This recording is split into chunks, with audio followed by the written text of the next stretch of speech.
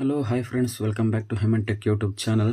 Friends, ನಾನಿವತ್ತು ಈ ಒಂದು ವಿಡಿಯೋದಲ್ಲಿ ಯಾರೆಲ್ಲ ಹೊಸದಾಗಿ ಜಾತಿ ಮತ್ತು ಆದಾಯ ಪ್ರಮಾಣ ಪತ್ರಕ್ಕಾಗಿ ಅರ್ಜಿ ಸಲ್ಲಿಸಿದರೋ ಅವರ ಒಂದು ಜಾತಿ ಮತ್ತು ಆದಾಯ ಪ್ರಮಾಣದ ಪತ್ರದ ಸ್ಟೇಟಸ್ನ ಯಾವ ರೀತಿ ಚೆಕ್ ಮಾಡೋದು ಅನ್ನೋದ್ರ ಬಗ್ಗೆ ಇವತ್ತು ವಿಡಿಯೋ ಮಾಡಿ ನಿಮಗೆ ತಿಳಿಸ್ಕೊಡೋಣ ಅಂತ ಬಂದಿದ್ದೀನಿ ಫ್ರೆಂಡ್ಸ್. ಅದಕ್ಕೂ ಮುಂಚೆ ನೀವು ನಮ್ಮ ಚಾನಲ್ಗೆ ಸಬ್ಸ್ಕ್ರೈಬ್ ಆಗಿಲ್ಲ ಅಂದರೆ ಈಗ ಹೋಗಿ ಸಬ್ಸ್ಕ್ರೈಬ್ ಆಗಿ ಹಾಗೂ ಪಕ್ಕದಲ್ಲಿರುವ ಬೆಲ್ ಬಟನನ್ನು ಕ್ಲಿಕ್ ಮಾಡಿ ಫ್ರೆಂಡ್ಸ್.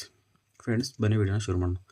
ಫ್ರೆಂಡ್ಸ್, ಅದೇ ಮೊದಲೇ ಹೇಳ್ದಂಗೆ ನೀವೇನಾದರೂ ಹೊಸದಾಗಿ ಕ್ಯಾಸ್ಟ್ ಇನ್ಕಮ್ ಅಪ್ಲಿಕೇಶನ್ನ ಹಾಕಿದರೆ ಆ ಒಂದು ಅಪ್ಲಿಕೇಶನ್ ಹಾಕಿ 21 ದಿನದ ಆದರೂ ಸಹ ನಿಮ್ಮ ಬಳಿ ಇನ್ನೂ ನಿಮ್ಮ ಹೊಸದಾಗಿ ಕ್ಯಾಸ್ಟು ಮತ್ತು ಇನ್ಕಮ್ ಬಂದಿಲ್ಲ ಅಂತಂದರೆ ಆ ಒಂದು ಅಪ್ಲಿಕೇಶನ್ ರಿಜೆಕ್ಟ್ ಆಗಿದೆಯಾ ಅಥವಾ ಏನಾಗಿದೆ ಅನ್ನೋದ್ರ ಬಗ್ಗೆ ಹೀಗೆ ತಿಳ್ಕೊಳ್ಳೋದು, ಅದರ ಒಂದು ಅಪ್ಲಿಕೇಶನ್ನ ಸ್ಟೇಟಸ್ ಯಾವ ರೀತಿ ಚೆಕ್ ಮಾಡೋದು ಅನ್ನೋದ್ರ ಬಗ್ಗೆ ನಾನು ತಿಳಿಸ್ಕೊಡ್ತೀನಿ ಫ್ರೆಂಡ್ಸ್. ಏನಿಲ್ಲ, ಇದಕ್ಕೆ ನೀವು ಮಾಡಬೇಕಾಗಿರೋದು ಇಷ್ಟೇ. ಮೊದಲನೇ ಬಾರಿ ನೀವು ಕ್ರೋಮ್ ಆಪ್ಷನ್ನ ಓಪನ್ ಮಾಡಿಕೊಂಡು ಕ್ರೋಮ್ಗೆ ಹೋಗ್ಬಿಟ್ಟು ಅಲ್ಲಿ ಸರ್ಚ್ ಬಾರಲ್ಲಿ ನಾಡ ಕಚೇರಿ ಅಂತ ಸರ್ಚ್ ಮಾಡಿ ಫ್ರೆಂಡ್ಸ್. ನಾಡ ಕಚೇರಿ ಅಂತ ಸರ್ಚ್ ಮಾಡಿ ಇದನ್ನು ಓಪನ್ ಮಾಡಿ ಫ್ರೆಂಡ್ಸ್. ಇದು ಈ ರೀತಿ ಬರುತ್ತೆ. ಈ ರೀತಿ ಬಂದ ನಂತರ ಇಲ್ಲಿ ಮೊದಲನೇ ಆಪ್ಷನ್ ಏನಿದೆ ಅದನ್ನು ಕ್ಲಿಕ್ ಮಾಡಿ. ಇದನ್ನು ಕ್ಲಿಕ್ ಮಾಡಿದ ನಂತರ ನೀವು ಇಲ್ಲಿ ನೋಡ್ತಾ ಇರ್ಬೋದು, ನಾನು ಝೂಮ್ ಮಾಡಿ ತೋರಿಸ್ತೀನಿ ನಿಮಗೆ. ಇಲ್ಲಿ ಅಪ್ಲಿಕೇಶನ್ ಸ್ಟೇಟಸ್ ಅನ್ನೋ ಒಂದು ನೇಮ್ ಕಾಣ್ತಾ ಇದೆ ಫ್ರೆಂಡ್ಸ್. ಇದನ್ನು ಕ್ಲಿಕ್ ಮಾಡಿ. ಅದನ್ನು ಕ್ಲಿಕ್ ಮಾಡಿದ ನಂತರ ಈ ಥರ ಒಂದು ಇಂಟರ್ಫೇಸಸ್ ನಿಮಗೆ ಓಪನ್ ಆಗುತ್ತೆ.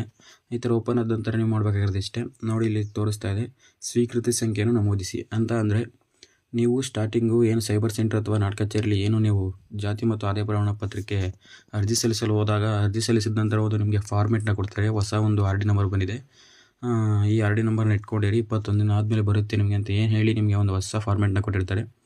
ಆ ಒಂದು ಫಾರ್ಮೆಟಲ್ಲಿ ಇರುವಂಥ ನಿಮ್ಮ ಹೊಸ ಒಂದು ಜಾತಿ ಅಥವಾ ಆದಾಯದ ಪ್ರಮಾಣ ಪತ್ರದ ಆರ್ ಡಿ ನಂಬರ್ನ ಇಲ್ಲಿ ಹಾಕಬೇಕು ಫ್ರೆಂಡ್ಸ್. ಅಲ್ಲಿ ಸರ್ಚ್ ಬಾರ್ಗೆ ಹೋಗಿ ನೀವು ಆ ಫಾರ್ಮೆಟಲ್ಲಿರುವಂಥ ಆರ್ ಡಿ ನಂಬರ್ನ ಹಾಕಿ. ನಾನು ನನ್ನ ಆರ್ ಡಿ ನಂಬರ್ನ ಇಲ್ಲಿ ಹಾಕಿದ್ದೀನಿ.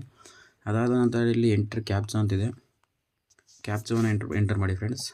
ನಾನು ಕ್ಯಾಪ್ಚಾವನ್ನು ಎಂಟರ್ ಮಾಡ್ತಿದ್ದೀನಿ. ಎಂಟರ್ ಮಾಡಿದ ನಂತರ ನೀವು ಮಾಡಬೇಕಾಗಿರೋದು ಇಷ್ಟೇ.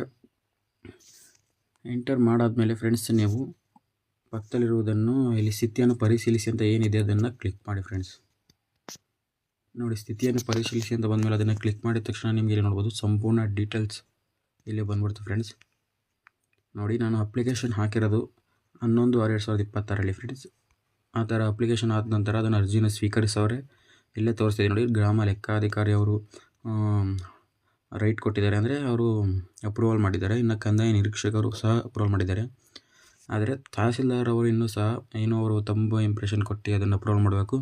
ಅದನ್ನು ಅವ್ರು ಇನ್ನೂ ಮಾಡಿಲ್ಲ. ಸೊ ಹಾಗಾಗಿ ನಂದು ಇನ್ನೂ ಕ್ಯಾಸ್ಟ್ ಇನ್ಕಮ್ ಇನ್ನೂ ನಂದು ಬಂದಿಲ್ಲ ಫ್ರೆಂಡ್ಸ್. ನೋಡೋದ್ರಲ್ಲಿ ಈ ರೀತಿಯಾಗಿ ನೋಡ್ಕೋಬೋದು ಫ್ರೆಂಡ್ಸ್. ಇವರು ಏನಾದರೂ ತಹಸೀಲ್ದಾರ್ ಅವರು ಓಕೆ ಕೊಟ್ಟರೆ ಎಷ್ಟು ಅಂತ ಬರುತ್ತೆ ಫ್ರೆಂಡ್ಸ್. ನೋಡೋದ್ರಲ್ಲಿ ಈ ರೀತಿಯಾಗಿ ಈ ಒಂದು ಅಪ್ಲಿಕೇಶನ್ ಸ್ಟೇಟಸ್ನ ಚೆಕ್ ಮಾಡ್ಬೋದು ಫ್ರೆಂಡ್ಸ್. ನೀವು ಏನಾದರೂ ಈಗಲೇ ಅಪ್ಲಿಕೇಶನ್ ಹಾಕಿದರೆ ನಿಮ್ಮ ಸ್ಟೇಟಸ್ನ ಈ ರೀತಿ ಚೆಕ್ ಮಾಡ್ಕೊಳ್ಳಿ ಫ್ರೆಂಡ್ಸ್. ಸಿಗೋಣ ಮುಂದಿನ ವಿಡಿಯೋದಲ್ಲಿ.